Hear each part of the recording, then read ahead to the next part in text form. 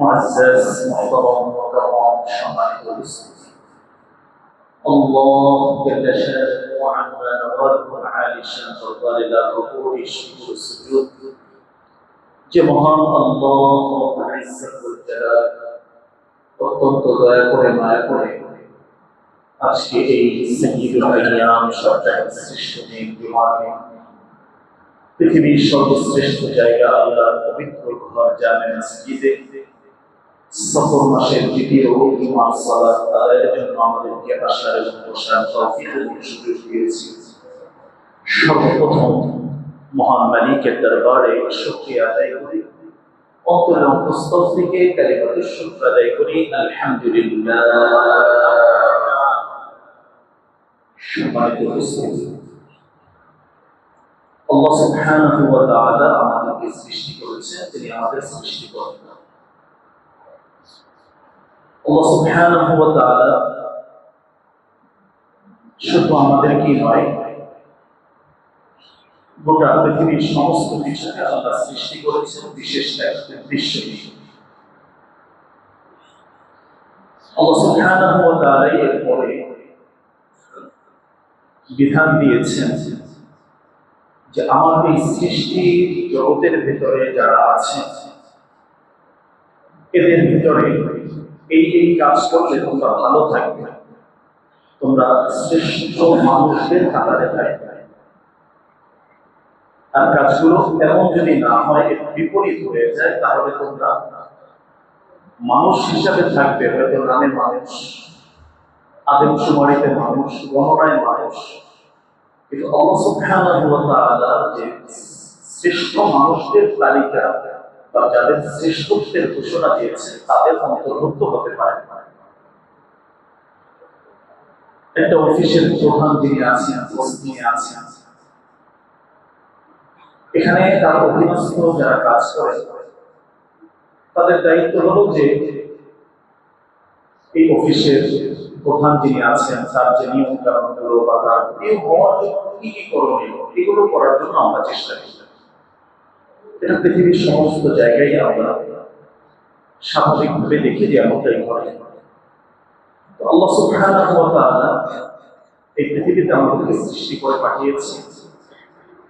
আমাদের উচিত হলো আল্লাহ তাআলা কাদেরকে পছন্দ করেন, কাদেরকে আল্লাহ তাআলা শ্রেষ্ঠত্ব দিচ্ছেন, তাদেরকে আল্লাহ তাআলা শ্রেষ্ঠ বলে উল্লেখ করেছেন, এদের অন্তর্ভুক্ত নিজেদেরকে করে নেওয়া। এটা হলো বুদ্ধিমানের কাজ। ব্যক্তিগতভাবে সিদ্ধান্ত নিয়ে নেয় যে আল্লাহ তাআলা কোন ব্যাপারে কোন মানুষদেরকে শ্রেষ্ঠ বলেছেন। যেমন এই মানুষদের ব্যাপারে কোরআন কারীমের যে বিশ্লেষণগুলো আছে, এরা যদি ভালো হয়, এরা যদি আল্লাহ তাআলার যে নির্ধারিত বিধানগুলো আছে এগুলো পালন করে, তাহলে এরা সর্বোৎকৃষ্ট সর্বশ্রেষ্ঠ এরা হবে। এরা ফেরেশতাদের থেকে উন্নত শ্রেষ্ঠ হয়ে যায়। আবার যখন এই মানুষগুলো আল্লাহ তাআলা থেকে দূরে সরে যায়, অবাধ্যতায় ঢুকে যায়, আল্লাহ তাআলার মাসিয়াত এবং গুনাহের ভিতরে লিপ্ত হয়ে যায়, এই মানুষগুলো পৃথিবীর সবচেয়ে নিকৃষ্টরা হয়ে যায়। এটা কোরআন কারীমের নির্দেশনা। আল্লাহ তাআলা এইভাবেই আমাদেরকে এই আদেশগুলো দিয়েছে। তাহলে প্রতিটা বিচক্ষণ বুদ্ধিমান মানুষের কাজ হলো আল্লাহ এবং আল্লাহ রাসূলের পক্ষ থেকে কোন মানুষদের ব্যাপারে শ্রেষ্ঠত্বের ঘোষণা দেওয়া আছে, আমার নিজেকে ওই জায়গায় অন্তর্ভুক্ত করার সর্বোচ্চ চেষ্টা আমি করতে হবে। এটা হলো ব্যক্তিগতভাবে প্রতিটা মানুষের এই চিন্তাটা বা এই সিদ্ধান্তটা তার ভিতরে নিয়ে রাখা উচিত যে আল্লাহ তাআলা এবং আল্লাহ রাসূল কোন কোন ক্ষেত্রে কাদেরকে বিশেষভাবে যে এরা ভালো, এরা শ্রেষ্ঠ, এরা উত্তম, এরা উৎকৃষ্ট, এই শব্দগুলো ব্যবহার করেছে, তাদের অন্তর্ভুক্ত নিজেদেরকে করে নেওয়ার জন্য আমাদেরকে চেষ্টা করতে হবে। এটা হলো প্রথম কথা। কোরআন এবং সুন্নাহর ভিতরে এরকম অনেকগুলো আলোচনা আছে, যে আলোচনার ভিতরে আল্লাহ এবং আল্লাহ রাসূলের পক্ষ থেকে এই জাতীয় শব্দগুলো ব্যবহার করা হয়েছে। এর ভিতরে কখনো কখনো এই শব্দটা ব্যবহার করা হয়েছে, অন্য যারা আছে এদের থেকে এই কাজটা যারা করবেন তারা শ্রেষ্ঠ। তো সর্বোৎকৃষ্ট, সর্বশ্রেষ্ঠ, সবচেয়ে সুন্দর, সবচেয়ে ভালো, এই শব্দগুলো বোঝানোর জন্য আরবিতে যে শব্দগুলো ব্যবহার করা হয় খাইর এই শব্দটা ব্যবহার করা হয়, এরপরে আহাব এই শব্দটা ব্যবহার করা হয়। এরকম যে শব্দগুলো আছে এই শব্দগুলো নিয়ে আজকে সংক্ষিপ্ত সময় কয়েকটি কথা বলবো। কোরআন এবং সুন্নাহর ভিতরে সর্বোৎকৃষ্ট যাদেরকে বলা হচ্ছে, সবচেয়ে শ্রেষ্ঠ যাদেরকে বলা হচ্ছে, এই চিহ্নিত যে জায়গাগুলো আছে আল্লাহ রাসূলের থেকে এসেছে, কোরআন মাজিদ থেকে এসেছে, এই শব্দগুলো নিয়ে কিছু কথা যাতে আমরাও এদের অন্তর্ভুক্ত হয়ে যেতে পারি। ভাইরে, সময় শেষ হয়ে যাবে, পৃথিবীটা একেবারেই শেষ দিকে চলে আসছে, খুব দ্রুত সময়ের ভিতরেই সময়গুলো ফুরিয়ে যাচ্ছে। নিজেদেরকে একটু বুঝানো, আখিরাতের জন্য প্রস্তুত করা, কবরের ভিতরে আমাকে একা থাকতে হবে এই বিষয়টাকে মাথায় রাখা, যে ওখানে আসলে আমার কোনো সাথী, কোনো বন্ধু, কোনো সঙ্গী, কোনো আলোর ব্যবস্থা কিছুই হবে না যদি এই জায়গা থেকে আমি সংযোগ বিচ্ছিন্ন হয়ে যাবে। আমলের ক্ষেত্রে আমার সংযোগ যদি বিচ্ছিন্ন হয়ে যায় কোনো কিছু আমার ঠিকবে না। কারণ আমি যদি একটি সুন্দর জীবন চাই, একটি ভালো জীবন চাই, এক্ষেত্রে আল্লাহ রাসূল এবং আল্লাহ উভয় জায়গা থেকে আমাদের জন্য কিছু দিক নির্দেশনা এসেছে।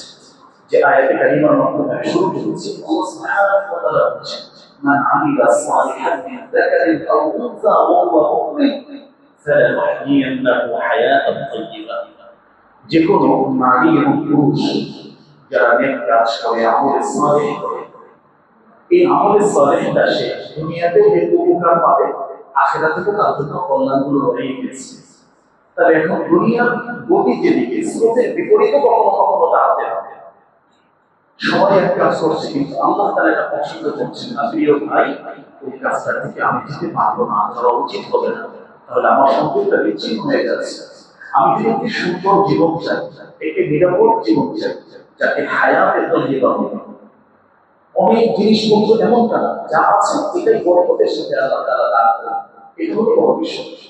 কোটি কোটি টাকা আছে, অনেক সম্পদ আছে, কিন্তু কোনো সুখ নেই, শান্তি নেই, পেরেশানি দিয়ে ভরা এমন জীবনের থেকে অল্প আছে যে যতটুকু আছে পুরোটাই বরকতপূর্ণ।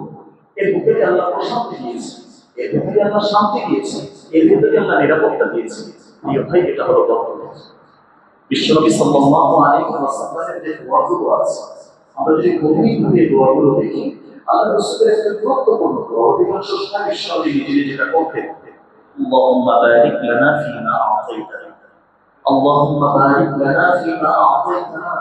আয় আল্লাহ, আপনি আমাকে যা দিয়েছেন, যা দিয়েছেন অনেক ব্যাপক শব্দ, এর ভিতরে আমার রিজিক আছে, এর ভিতরে আমার সন্তান আছে, বিবি আছে, আমার ব্যবসা বাণিজ্য আছে, সবকিছু আল্লাহ আপনি আমাকে যা দিয়েছেন পুরোটা বরকতের সাথে আমাকে দান করেন। কত চমৎকার কথা! অনেক পরিমাণে বেড়ে গেল এই যে বরকত নেই।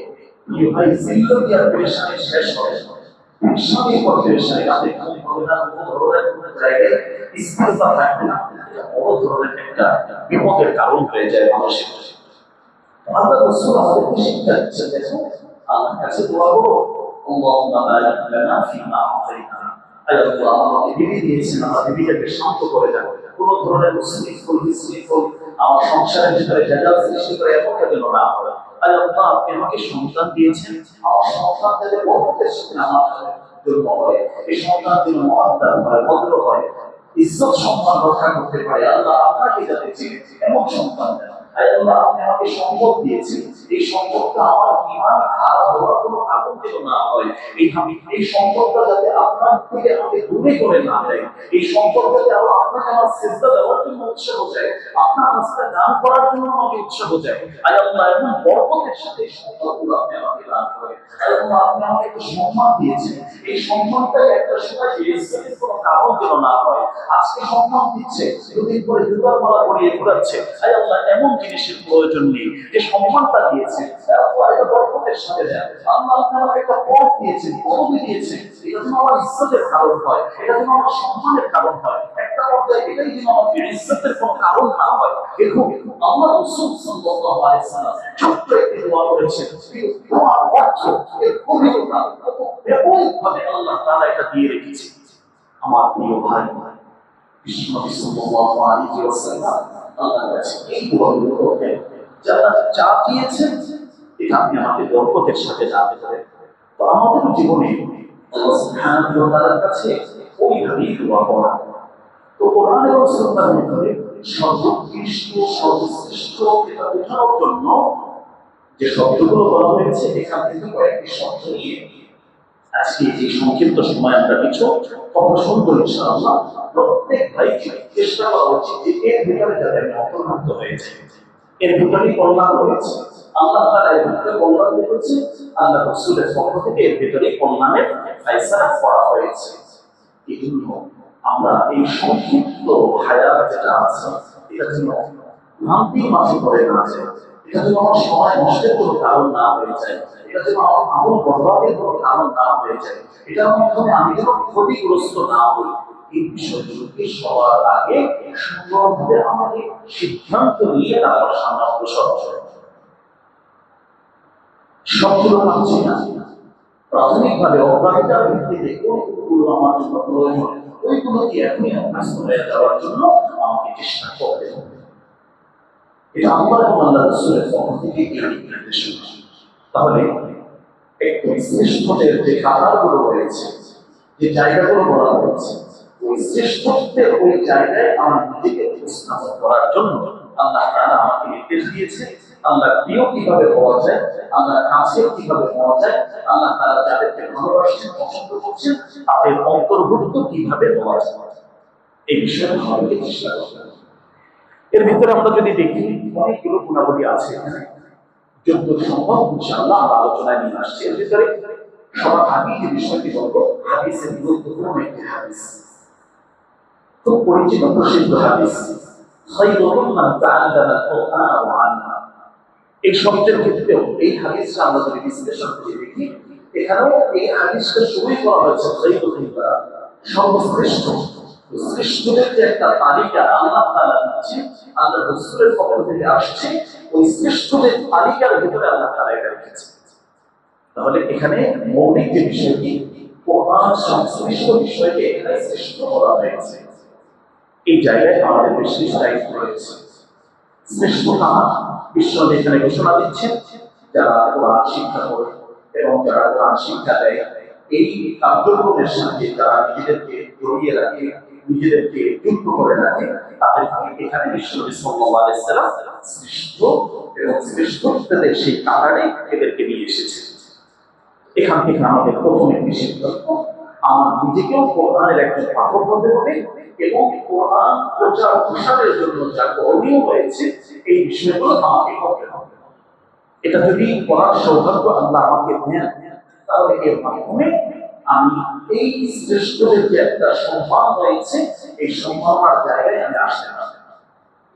এই আলোচনা অনেক ব্যাপক আলোচনা, শুধু একটি বিষয়ের উপরে কিন্তু আলোচনা সম্ভব, কারণ আল্লাহ সুবহানাহু ওয়া তাআলার সাথে সম্পর্ক তৈরি করার জন্য গুরুত্বপূর্ণ এই ভূমিকা এখানে রাখে। আল্লাহ তাআলার সাথে কথা বলার জন্য গুরুত্বপূর্ণ ভূমিকা এখানে রাখে।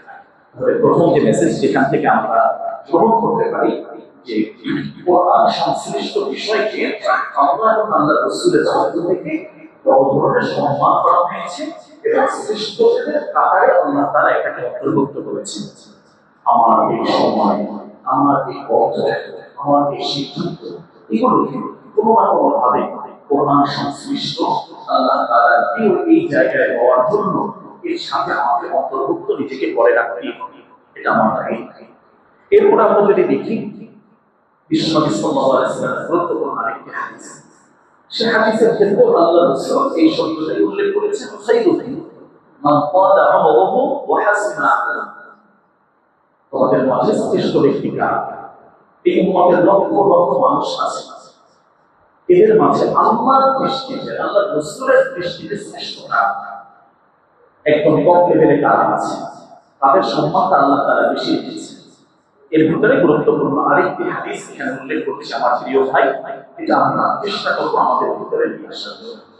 তোমাদের মাঝে শ্রেষ্ঠ ওই সকল ব্যক্তি হবে যারা দীর্ঘ হায়াত পেয়েছে, এবং শুধু দীর্ঘ হায়াতই নয়, সাথে সাথে পুরো দীর্ঘ হায়াতটা হাসনা আমলুহু, তার আমলটাকে সুন্দর করেছে, আল্লাহ যেভাবে চাচ্ছেন ওইভাবে তার জীবনটাকে গঠন করেছে। এটা আরেকটা গুরুত্বপূর্ণ মেসেজ।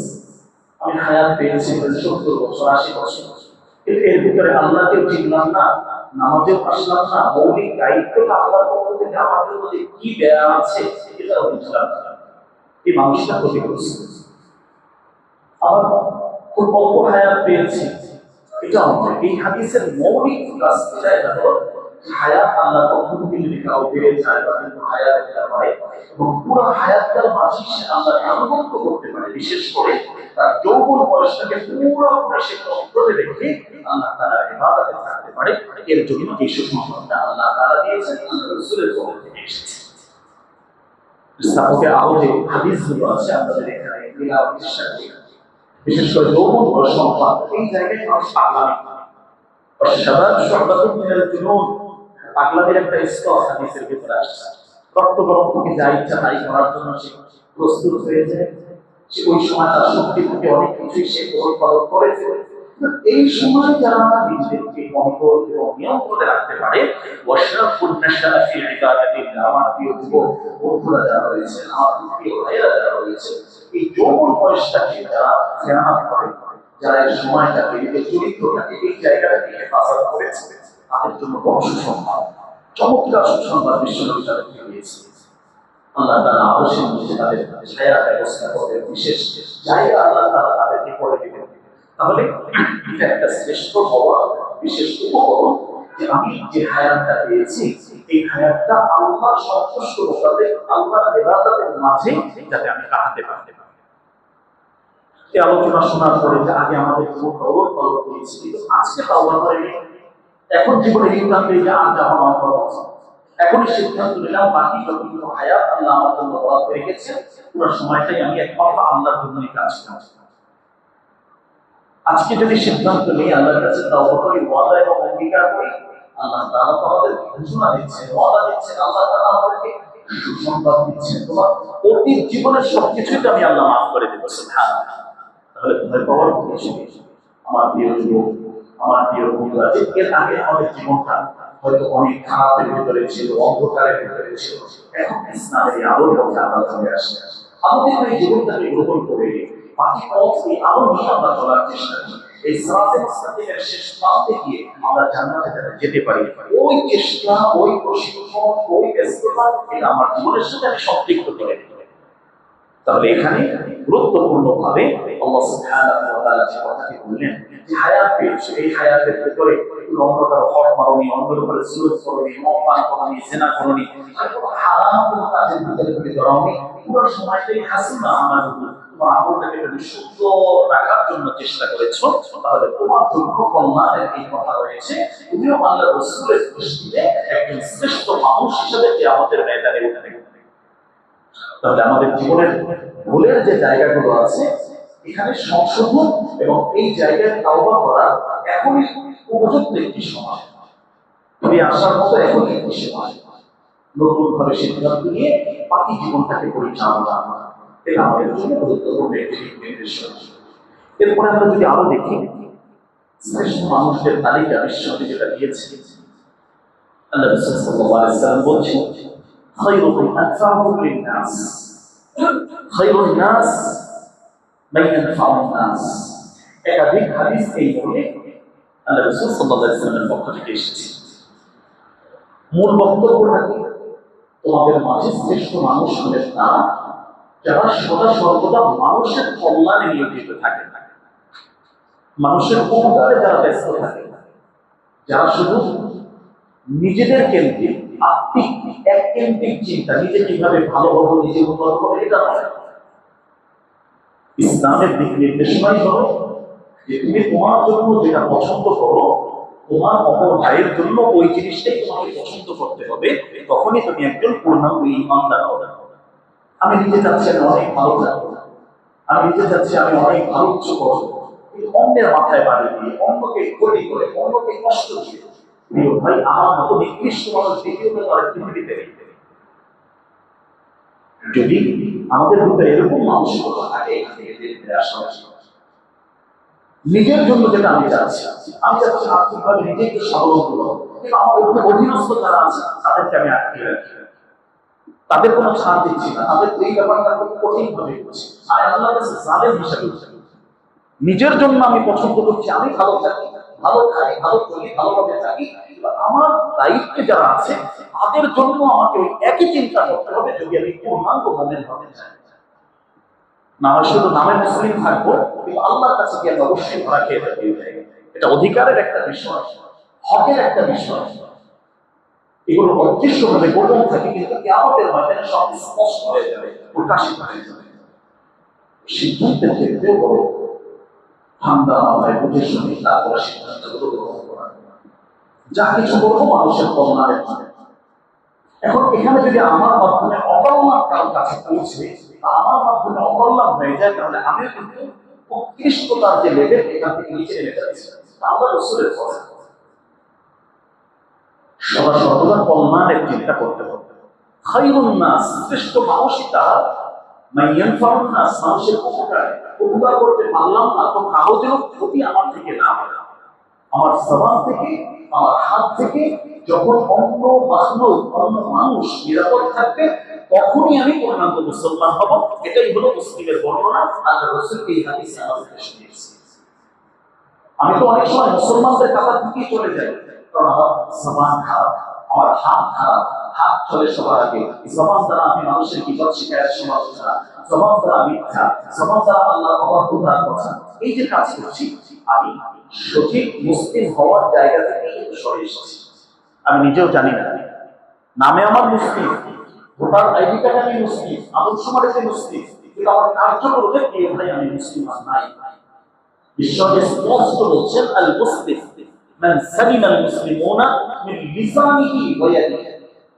তুমি যদি সত্যিকার মুসলিম হতে চাও, প্রকৃতপক্ষে মুসলিম হতে চাও, তাহলে তোমার জবান থেকে অন্যকে নিরাপদ রাখতেই হবে।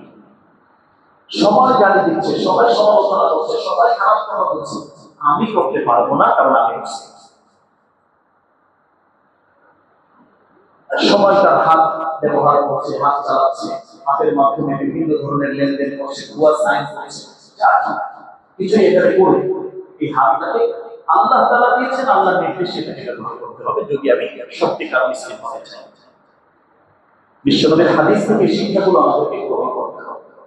তাহলে নিজেকে আবিষ্কার করি, আসলে আমি কোথায় আছি, আমার এই স্তরটা আসলে কোথায়, নিজেকে আবিষ্কার করার চেষ্টা করি। যে আল্লাহর পক্ষ থেকে যে ঘোষণাগুলো শুনলাম, বিশ্বনবীর পক্ষ থেকে যে হাদিসগুলো আসলো, যে এগুলোকে বিশ্লেষণ করে আসলে আমি কোন জায়গায় দাঁড়ানো আছি। বাহ্যিকভাবে এখন শক্তি আছে, এখন টাকা পয়সা আছে, এখন সামাজিক ক্ষমতা আছে, অনেক কিছু করতে পারতে পারে, এটা স্থায়ী নয়, এগুলো থাকবে না। খোদার কসম, আল্লাহ তাআলা বলেন ওয়াতিলকাল আইয়াম নুদাবিলুহা বাইনান নাস। আল্লাহ তাআলা দিনগুলোকে শুধু ঘূর্ণীয়মান করেছে, এটা ঘুরতে থাকবে, এক ধরনের একইভাবে সব সময় সদা সর্বদা সবার জন্য থাকবে না। এটা থাকবে না, এটাই সত্য কথা। তো আমাকে একজন মুসলিম হিসেবে আল্লাহর সামনে দাঁড়াতে হবে। এই ঘূর্ণীয়মান যে অবস্থা, এখানে কিছু সময় একটু আমার পক্ষে, আমার শুধু আমি অন্যের করে জুলুম বা আমি অন্যের জন্য অপকারী, ক্ষতিকর, এটা যদি হয়ে যায়, প্রিয় ভাই, আল্লাহর কাছে তো ধরা খেয়ে যাবে। ওই কবরে তো আমার একাই থাকতে হবে, এখানে কোনো বুদ্ধিমান আসবে না, এখানে কোনো স্বামীবাদী তো পাবো না। বুদ্ধিমান বিচক্ষণ চোখ বন্ধ করে সে আগে চিন্তা করে আমার অবস্থাটা কি হবে, আমি কোন জায়গায় দাঁড়ানো আছে, তাকে চিন্তা করে তারপরে কথা বলবো। তাহলে এই হাদিসটি আমাদের জীবনটাকে অনেক পরিবর্তন করে দেবে। বিশেষ করে সামাজিক যে বিষয়গুলো আছে, নিজেকে সামাজিক কার্যক্রম বিষয়ের সাথে আমরা ওইভাবে সম্পৃক্ত করে রাখতে পারি। বিশেষ করে আমার যুব সমাজ যারা রয়েছে, যে মানুষের উপকারে অনেক কিছু রয়েছে, অনেক কিছু আমরা করতে পারি। বিভিন্ন ধরনের সামাজিক কার্যক্রম যেগুলো আছে, পরিষ্কার পরিচ্ছন্নতা, এটা মানুষের উপকারী একটা বিষয়। সামনে যে ডেঙ্গু মৌসুম আসছে, চিকনগুনিয়ার মৌসুম আসছে, এই সময় নিজেদের আশপাশগুলো পরিবেশ পরিস্থিতি যেগুলো আছে পরিষ্কার পরিচ্ছন্ন রাখার জন্য চেষ্টা করা, সামাজিক উদ্যোগগুলো গ্রহণ করা, এগুলো কল্যাণের একটি বিষয়। বিভিন্ন মানুষ বিপদে পড়ে, অনেক সময় রক্তদান কর্মসূচি যে বিষয়গুলো আছে, যুবক যারা রয়েছে, বিশেষ করে যারা সমাজ নিয়ে ভাবতেন, আল্লাহর কাছে শ্রেষ্ঠ হতে চায়, তারা মানুষের কল্যাণের জন্য যে কার্যক্রমগুলো রয়েছে, সেখানে নিজেদেরকে সম্পৃক্ত করে রাখে। সাদাকা জারিয়ার যে আমলগুলো আছে, এখানে নিজেদেরকে অন্তর্ভুক্ত করে রাখে। তাহলে রক্তদান কর্মসূচিটা একটা বিরাট মানুষের জীবন বাঁচানোর জন্য বড় ধরনের উদ্যোগী একটি বিষয়। এখানে আমরা নিজেদেরকে কল্যাণের সাথে নিজেদেরকে নিয়োজিত করতে পারি। এই যে বর্ষার মৌসুম, বিভিন্ন ভাবে বৃক্ষরোপণ, এটা কত বড় যে উপকারী একটি বিষয় দেশ জাতির জন্য, মানুষের জন্য এবং ভবিষ্যৎ প্রজন্মের জন্য। এটা অনেক বড় একটি বিষয়। এখন যুদ্ধের সময় খরচ গাছ যেগুলো রয়েছে, অন্যান্য যেগুলো আছে, এই জায়গায় মানুষের কল্যাণের এই জায়গায় যদি নিজেদেরকে কোনোভাবে সম্পৃক্ত করাতে পারি, আমার কাছে শ্রেষ্ঠ মানুষদের তাদের যে তালিকা এখানে অন্তর্ভুক্ত হতে পারবে। এভাবে সামাজিক ভাবে যদি আমরা দেখি, অনেক কার্যক্রম এখানে আছে। এই যে বন্যা হচ্ছে, বিভিন্ন গ্রাম কার্যক্রম, এখানে আমরা নিজেদেরকে সম্পৃক্ত করে রাখতে পারি। এইভাবে সামাজিক যে বিষয়গুলো রয়েছে, প্রত্যেকটা বিষয়ের সাথে নিজেদের সাথে সমন্বয় করে ওই জায়গায় আল্লাহকে খুশি করার জন্যই আমরা আমাদের উপকার যাতে পৌঁছে মানুষের কাছে, এরকম কাজ আমরা করব। ক্ষতি হয়, ক্ষতির কোন ব্যবস্থা করা হয়, এই কোন জায়গায় আমার উপস্থিতি, আমার সই, আমার কোন ধরনের কোনো কিছু যদি এখানে না থাকে, এটাও একটা সাক্ষী।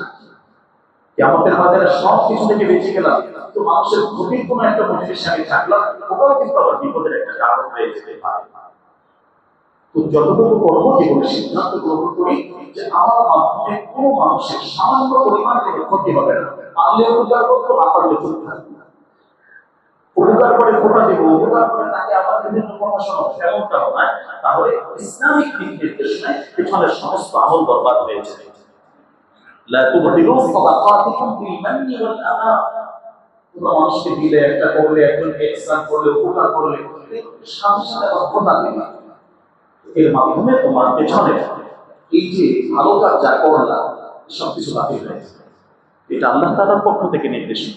এটা আমাদের জন্য গুরুত্বপূর্ণ আরেকটি নসিহত এবং দিক নির্দেশনা। কর্ম সঠিকভাবে করবো, যেটা করবো তো আল্লাহর জন্যই করবো। কিভাবে করবো?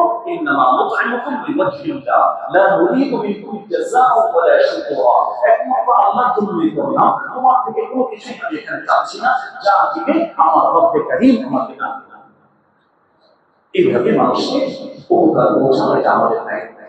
ইসলাম আমাদেরকে এই লেভেলে এই বিষয়গুলো শিক্ষা দিচ্ছে। এরপরে যদি আমরা আরো যাই, খায়রুকুম আহসানুকুম কাদাআ, তোমাদের মাঝে শ্রেষ্ঠ কারা। এর ভিতরে লেনদেন সংক্রান্ত একটি বিষয় এখানে বিশ্বনবী সাল্লাল্লাহু আলাইহি ওয়াসাল্লাম বিশেষ করে উল্লেখ করেছেন যে যিনি পরিশোধের ক্ষেত্রে উত্তম, একজন থেকে টাকা নিয়েছি, একজন থেকে লেনদেন করেছি, তো যখন জবান দিয়েছি ওই জবান মতো তার জিনিসটা তার কাছে পৌঁছিয়ে যে ব্যক্তি দিতে পারে তিনি একজন উত্তম মানুষ, ভালো মানুষ। টাকা নিলাম, ঋণ নিলাম, ধার নিলাম, এরপর আর যোগাযোগী নাই, কোনো ধরনের কোনো তার সাথে তার দোকানের সামনে দিয়ে এনে রাখছি, তাকে দেখে অন্য রাস্তায় চলে যাচ্ছে, এই চরিত্র যদি বহন করি, প্রিয় ভাই, বিপদ আছে। আল্লাহ রাসূল এখানে বললেন আহসানুকুম কাদাআ, শ্রেষ্ঠ হবেন তারাই লেনদেনের ক্ষেত্রে যারা স্বচ্ছ। মানুষকে তুমি কখন চিনতে পারবে, এই ব্যাপারে কিতাব থেকে বিশ্লেষণ যদি আমরা দেখি, সামাজিকভাবে বাস্তব অভিজ্ঞতা যদি মিলাই, একজন মানুষের সাথে যখন লেনদেন করবেন, একজন মানুষের সাথে যখন সফর করবেন, তখন তার আসল চরিত্র, আসল বিষয়গুলো সামনে চলে আসবে। এছাড়া কথায় অনেকেই অনেক ভালো থাকে, কিন্তু লেনদেন করার পরে বোঝা যাবে যে আসলে তার ভিতরটা তাই না। ঈশ্বরকে এই জায়গায় আমাদেরকে সতর্ক করেছে।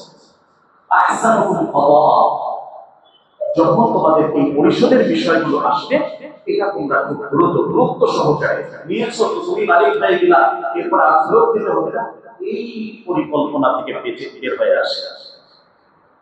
এখানে যদি কারো দুর্বলতা থাকে, চেষ্টা করা উচিত প্রিয় ভাই, আমরাও বিশ্বনবীর ঘোষণা অনুযায়ী শ্রেষ্ঠ মানুষদের কাতারে ওই তালিকায় যাতে আমরা আসতে পারি। একদিনে হবে না, এখন নিয়ত করে বলতে পারি যে এই বিষয়ে আমার দুর্বলতা আছে, আমি ইনশাআল্লাহ এই বিষয়টাকে সংশোধন করে দেব। এভাবে আস্তে আস্তে নিজেকে সংশোধনের জায়গায় নিয়ে আসে।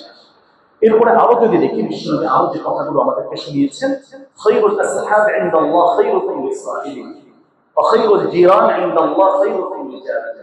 বিশ্বনবীর থেকে গুরুত্বপূর্ণ আরেকটা নির্দেশনা, তোমাদের মাঝে শ্রেষ্ঠ ব্যক্তি কারা, যাদেরকে আল্লাহ পছন্দ করেন, আল্লাহ রাসূল যাদেরকে শ্রেষ্ঠ বলেছেন, ভালোবেসেছেন। সাথী সঙ্গীদের সাথে যে ভালো আচার ব্যবহার, কোন ধরনের ঝগড়া বিবাদে জড়ায় না, কারো ক্ষতি করার কোনো চেষ্টা করে না। সঙ্গী তাদের যে দায়িত্বগুলো রয়েছে সঙ্গী হিসাবে, সাথী হিসাবে, যে আমার অফিস করি বা আমার সাথে লেখাপড়া করছে বা আমার সাথে চলাফেরা করছে, তার বিপদে আপদে সুখে দুঃখে তার পাশে দাঁড়ানো।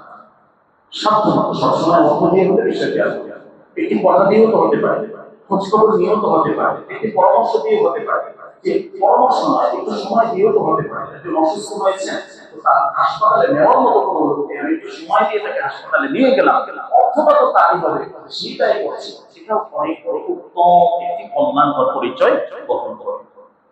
বিশ্বনবী সাল্লাল্লাহু আলাইহি ওয়াসাল্লাম এই জায়গায় আমাদের শিক্ষা দিচ্ছেন যে তোমার সাথী সঙ্গী, তোমার আশপাশে বন্ধু বান্ধব যারা রয়েছে, তাদের সাথে তোমার আচার ব্যবহারটা আসলে কেমন?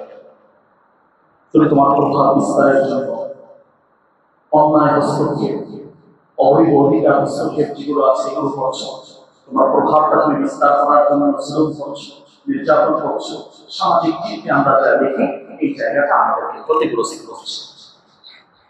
পাওয়ার থাকলেও সব জায়গায় দেখাতে নেই, অর্থ থাকলেও সব জায়গায় প্রকাশ করতে নেই, যেটা আল্লাহর জন্য করবো, আল্লাহর রাস্তায় চলমান থাকবে।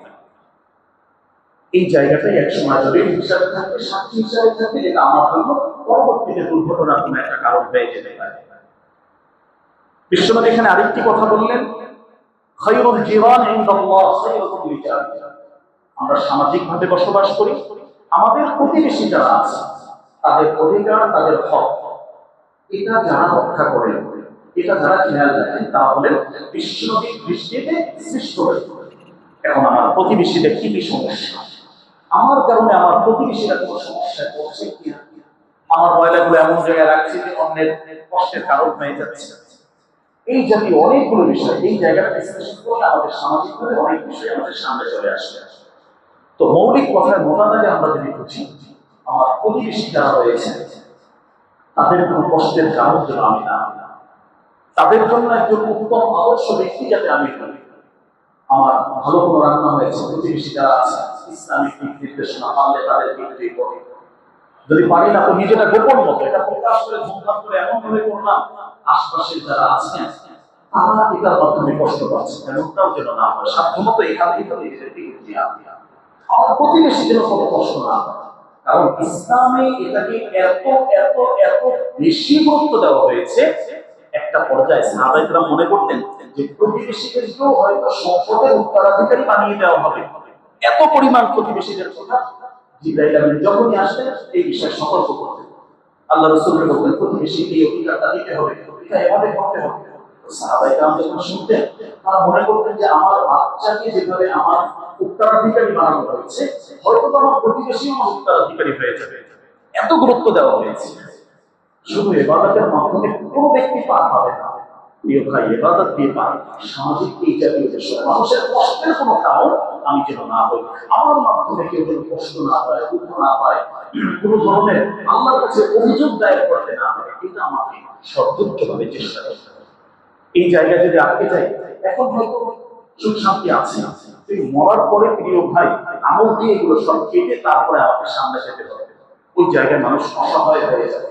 এই জন্যই হাদিসে সতর্ক করা হয়েছে, বহু মানুষ এমন হবে যে অনেক দান সাদাকা, অনেক হজ, অনেক উমরা, অনেক রোজা, অনেক কিছু নিয়ে আসবে, কিন্তু শেষ পর্যায়ে সহিহ মুসলিমের বর্ণনায় আসছে যে শেষ পর্যায়ে এরা এতটা দেউলিয়া হবে, এতটা ঋণগ্রস্ত হবে যে তাদের নিজেদের সমস্ত আমলগুলো মানুষকে দিয়ে যেতে বাধ্য হবে, এবং এতেও তাদের যে অভিযোগকারী এরা শেষ হবে না, পরবর্তীতে তাদের গুনাহগুলো এর উপরে চাপিয়ে দিয়ে এই মানুষটা অনেক পাহাড় সমান এগিয়ে যাওয়ার পরেও তাকে জাহান্নামে যেতে হবে। ছোট্ট একটা কথা, কিন্তু মেসেজ অনেক গভীরে, যে আমাদের কার্যক্রম আমরা যা ভাবছি, যা করছি, এটা কতটুকু আসলে টিকবে, আল্লাহর কাছে গিয়ে টিকাতে পারবে, এটা হলো বোঝার বিষয়। আমরা এখন ভাবছি অনেক কিছু, কিন্তু আল্লাহর দরবারে গিয়ে কতটুকু সত্যিকার অর্থে টিকবে আমার প্রিয় ভাই, এটা হলো বোঝার বিষয়। পাহাড় সময় ইবাদত নিয়েও জাহান্নামে যেতে হচ্ছে, অভিযোগকারী পিছনে দাঁড়িয়ে আছে, আয় আল্লাহ আমাকে বাবা বানি, সাপা বানি, আল্লাহ আমাকে গালি দিয়েছে, আমাকে জল দিয়েছে, আমার জমি দখল করেছে, আয় আল্লাহ আমার টাকা পয়সা নিয়ে দেয় না, আমার উপরে জুলুম করেছে, বহু মানুষ পিছনে দাঁড়ানো। কিভাবে পার পাবো আমার প্রিয় ভাই?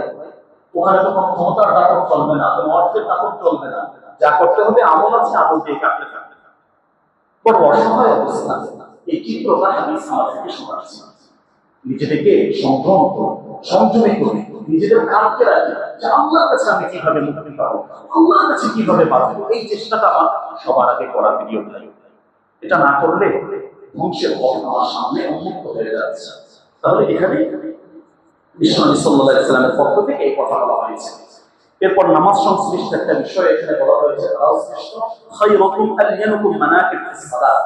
নামাজের ভিতরে আমরা কাতার ফাঁকা রাখি, জায়নামাজ এমন ভাবে বিছাই যে আরেকজন ঢোকার জায়গা আছে কিন্তু ঢুকতে দিচ্ছি না। এই মানুষগুলো নিকৃষ্ট মানুষ। এই মানুষগুলোর কারণে নামাজের ভিতরে খলল সৃষ্টি হয়, এখানে শয়তান ঢুকে যায় এবং ঢুকে পাশের মুসল্লিদের মনের ভিতরে ওয়াসওয়াসা তৈরি করে।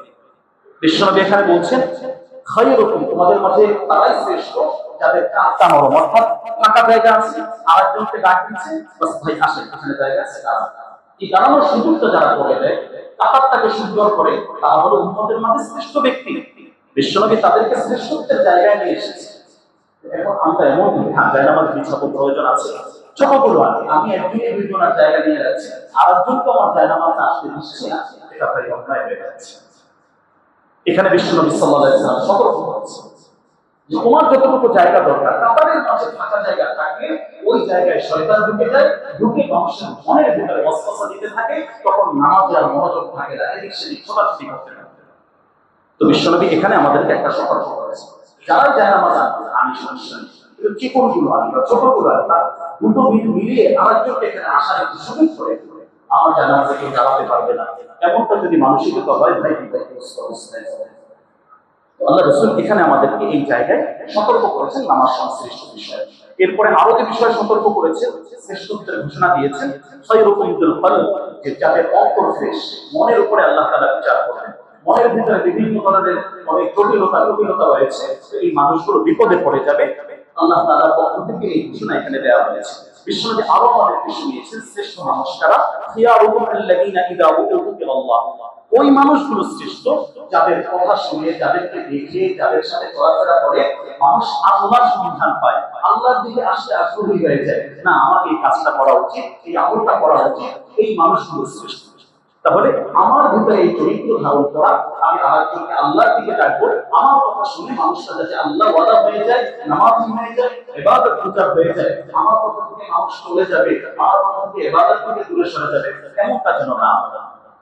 তো যাদের মাধ্যমে, যাদের কথার মাধ্যমে আল্লাহর কথা সহজ হয়, তাদেরকে শ্রেষ্ঠত্বের কাতারে এখানে আনা হয়েছে। এরপরে বিশ্বনবী সাল্লাল্লাহু আলাইহি ওয়াসাল্লাম আরো বলছেন, খিয়ারুকুম আহসানুকুম আখলাকা, তোমাদের মাঝে শ্রেষ্ঠ তারাই যাদের চরিত্রটা ভালো। দেখেন ছোট্ট একটা কথা বলি, আল্লাহ রাসূল সাল্লাল্লাহু আলাইহি ওয়াসাল্লাম হাসরের ময়দানে মিজানের পাল্লা সবচেয়ে বেশি ওজনদার কোন আমলের মাধ্যমে হবে, এই আলোচনা করতে গিয়ে চমৎকার একটি আলোচনা করেছে। আমরা আসলে স্বাভাবিকভাবে বুঝি নামাজ, রোজা, বন্ধন, মৌলিক এগুলোর মাধ্যমে অনেক কিছু, কিন্তু ব্যতিক্রমী ভাবে এখানে এসে বিশ্বনবী সাল্লাল্লাহু আলাইহি ওয়াসাল্লাম বললেন, আকসারু মা ইয়াদখুলুনাল জান্নাহ, যে তোমাদের জান্নাতে মানুষ যে যাবে, মিজানের পাল্লা ভার হবে, সবচেয়ে বেশি ওজনদার যে আমল এটা হলো উন্নত চরিত্র, উত্তম আখলাক, চারিত্রিক কোন অধঃপতন হয় না, পরকীয়ায় চলায় না, চোখ খারাপ না, অন্যের সাথে মনের ভিতরে কুটিলতা নেই, হিংসা হাসাদ দিয়ে ভরপুর না, বাহ্যিকভাবে অনেক ইবাদত আছে কিন্তু মনের ভিতরে এগুলো, এই মানুষগুলো ধরা খেয়ে থাকে। আল্লাহ রাসূল বলেন, আখলাকের বিষয়টাকে যখন মিজানের পাল্লায় রাখা হবে, যাদের মনটা ফ্রেশ, আখলাকটা ভালো, চরিত্রটা ভালো, চরিত্রের ভিতরে কোনো রাগ লাগেনি, এই মানুষগুলো এই জিনিসটা মিজানের পাল্লায় রাখার সাথে সাথে ওজনদার হয়ে যাবে। সুবহানাল্লাহ। এই জন্য আমার প্রিয় যুবক বন্ধুরা, চরিত্রটা যেন নষ্ট না হয়, কোনোভাবেই এই জায়গায় যেন কোনো ধরনের দাগ না লাগে, এটা আমাদেরকে চেষ্টা করতে হবে। এভাবে আমরা যদি দেখি, হাদিসের ভিতরে অনেকগুলো বিষয় বিশ্বনবী সাল্লাল্লাহু আলাইহি ওয়াসাল্লাম আমাদেরকে শিখিয়েছেন, যার মাধ্যমে একজন মানুষ শ্রেষ্ঠ মানুষের কাতারে, তালিকায় অন্তর্ভুক্ত হয়ে যায়, এবং এটা হওয়া আমাদের জন্য অতীব জরুরি, খুবই প্রয়োজনীয়, কারণ আল্লাহ তাআলা এটা পছন্দ করেছেন। তাহলে এক কথায় সর্বশেষ যদি আমরা দেখি, কোরআন শিক্ষা দেওয়া এটা একটা গুরুত্বপূর্ণ বিষয়, দীর্ঘ হায়াতে উত্তম আমল করা এটা একটা গুরুত্বপূর্ণ বিষয়, উপকারী মানুষ হওয়া এটা একটা গুরুত্বপূর্ণ বিষয়, স্ত্রীদের কাছে শ্রেষ্ঠ স্বামী হওয়া এটা একটা গুরুত্বপূর্ণ বিষয়, পাওনা আদায়ের ক্ষেত্রে শ্রেষ্ঠ ব্যক্তি হওয়া, শ্রেষ্ঠ বন্ধু, শ্রেষ্ঠ প্রতিবেশী হওয়া এটা একটা গুরুত্বপূর্ণ বিষয়, নামাজের ভিতরে কাজটাকে নরম করে অন্য ভাইকে কাতারে এসে বাড়ানোর সুযোগ করে দেওয়া, এটা একটা গুরুত্বপূর্ণ বিষয়। শ্রেষ্ঠ চরিত্র ধারণ করা, এটা একটা গুরুত্বপূর্ণ বিষয়। এইভাবে অনেকগুলো বিষয় আছে। তার মাস থেকে মৌলিক কয়েকটি বিষয় নিয়ে আজকে আমরা এই সফর মাসের দ্বিতীয় দিনে আলোচনা শুনলাম। এই যে কথাগুলো বললাম, আল্লাহ তাআলা এই চরিত্রগুলো, আমলগুলো আমাদেরকে করার তৌফিক দান করুন। আমরা যাতে ভালো মানুষ হতে পারি, ভালো মানুষের পরিচয় দিয়ে কিয়ামতের ময়দানে উঠতে পারি, এবং মানুষ অভিযোগকারী যাতে না থাকে, আমরা আমল দিয়ে তার ওই বিনিময়টা পরিশোধ করতে হবে, এমন মামলায় যেন আমরা কেউ জড়িয়ে না যাই। আল্লাহ আমাদের সকলকে হেফাজত করুন। আজকে এখানে শেষ করছি। ওয়া আখিরু দাওয়ানা আলহামদুলিল্লাহি রাব্বিল আলামিন।